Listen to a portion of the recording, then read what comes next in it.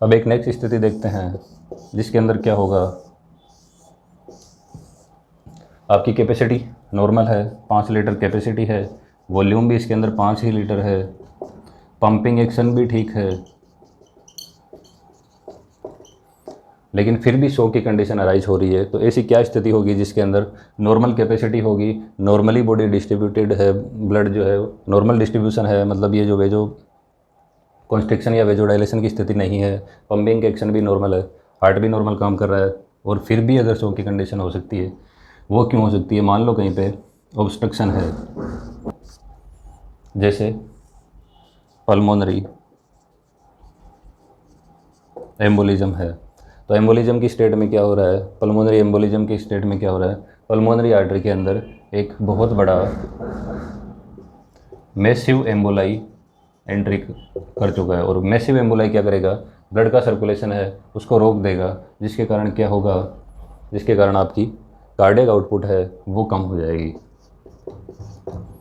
क्योंकि pulmonary artery के अंदर आपका क्या हो चुका है, ऑब्स्ट्रक्शन आ चुका है एम्बोलिज्म की वजह से। उसके कारण क्या होगा, कार्डियक आउटपुट अल्टीमेटली कम हो जाएगी, और आपकी बॉडी के अंदर जो सर्कुलेटरी जो सिस्टम है उसका फेलियर देखने को मिलेगा, हाइपोक्सिया की स्टेट डेवलप हो सकती है। तो ये पल्मोनरी एम्बोलिज्म। उसके अलावा क्या ऑब्स्ट्रक्शन आ सकता है, तो मान लो ये आपका हार्ट है और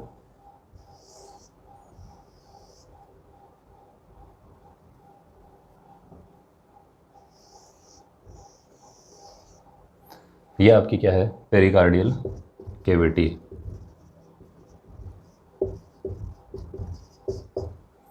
तो नॉर्मल वॉल्यूम के अंदर लेस देन 30 ml यहाँ पे पेरिकार्डियल फ्लूइड होगा, लेकिन एक स्थिति ऐसी है जिसके अंदर ये बहुत ज़्यादा पेरिकार्डियल फ्लूइड भरा हुआ है, और इसको अपन बोलते हैं पेरिकार्डियल इफ्यूजन।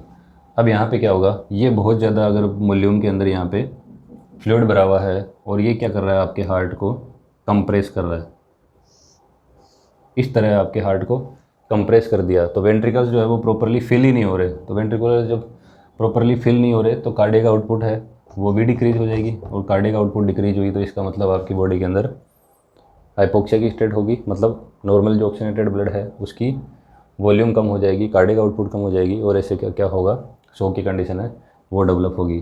तो पेरिकार्डियल इफ्यूजन के अंदर क्या होगा, मैसिव अमाउंट के अंदर फ्लूइड भर जाएगा पेरिकार्डियल कैविटी के अंदर, और हार्ट जो है वो नॉर्मली प्रॉपर फंक्शन नहीं कर पाएगा, और इसको अपन बोलते हैं, अगर मैसिव पेरिकार्डियल इफ्यूजन है तो इसको अपन बोलते हैं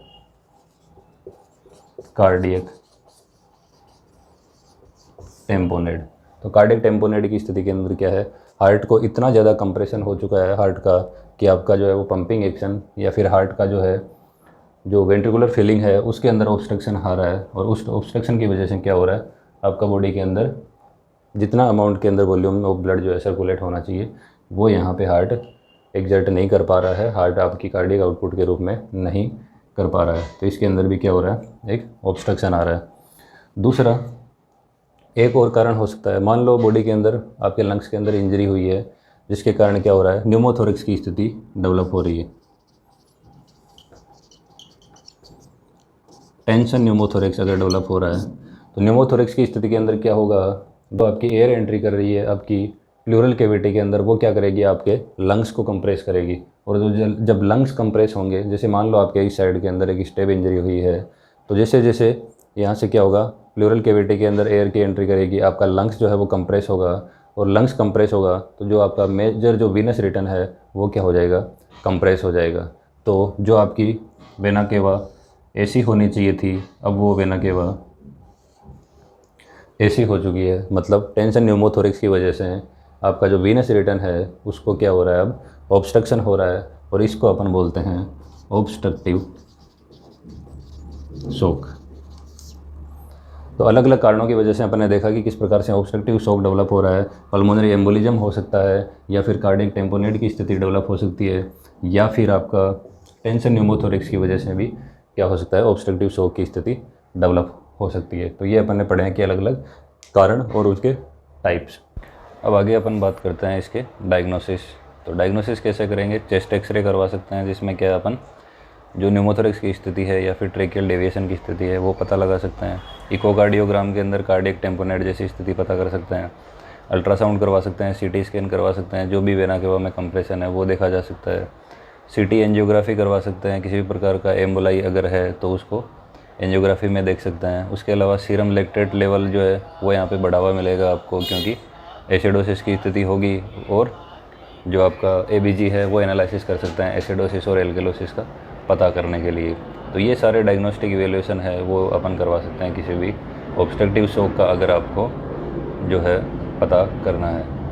अब अगर साइन एंड सिम्टम्स को देखें अपन तो जैसे वैसे ही साइन एंड सिम्टम देखने को मिलेंगे जैसे यहाँ पे कार्डियोजेनिक शॉक के अंदर देखने को मिलते हैं। तो कार्डियोजेनिक शॉक के अंदर क्या हो रहा था, हाइपोटेंशन है, टेकीकार्डिया है, पेशेंट का मेंटल स्टेटस है वो अल्टर्ड मिलेगा आपको। कूल क्लेमी स्किन देखने को मिलेगी, चेस्ट पेन होगा पेशेंट को, एब्डोमिनल पेन देखने को मिल सकता है।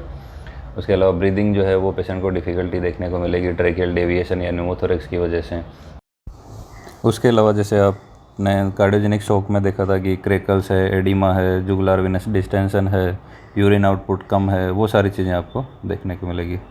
अब अपन बात करते हैं इसके ट्रीटमेंट की। ऑब्स्ट्रक्टिव शॉक को किस प्रकार से ट्रीट किया जाएगा, तो यहाँ पे आपका मेन जो है वो एम रहेगा ऑब्स्ट्रक्शन को रिलीव करना। जैसे ही ऑब्स्ट्रक्शन को रिलीव कर दिया जाता है आपका ऑब्स्ट्रक्टिव शॉक है वो तुरंत जो है वो नॉर्मल स्टेट में आने की कोशिश करेगा। तो ट्रीटमेंट में जैसे एम्बोलाई है तो उसको सर्जरी से रिमूव कर सकते हैं, कैथेटर से रिमूव कर सकते हैं।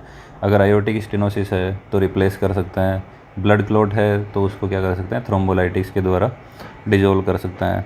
पेरिकार्डियल टेम्पोनेट है तो पेरिकार्डियोसेंटेसिस किया जा सकता है। टेंशन न्यूमोथोरेक्स है तो न्यूमोथोरेक्स की स्थिति को क्या कर सकते हैं, चेस्ट ट्यूब वगैरह जो डाल के है वो उससे क्या कर सकते हैं, रिलीव कर सकते हैं। अगर पेशेंट का वेंटिलेशन प्रॉपर नहीं है तो वेंटिलेशन आपको प्रॉपर करना है। किसी भी प्रकार का कंप्रेशन है तो वो बॉडी पोजीशन को एडजस्ट करके अपन क्या कर सकते हैं, कंप्रेशन को रिलीव कर सकते हैं।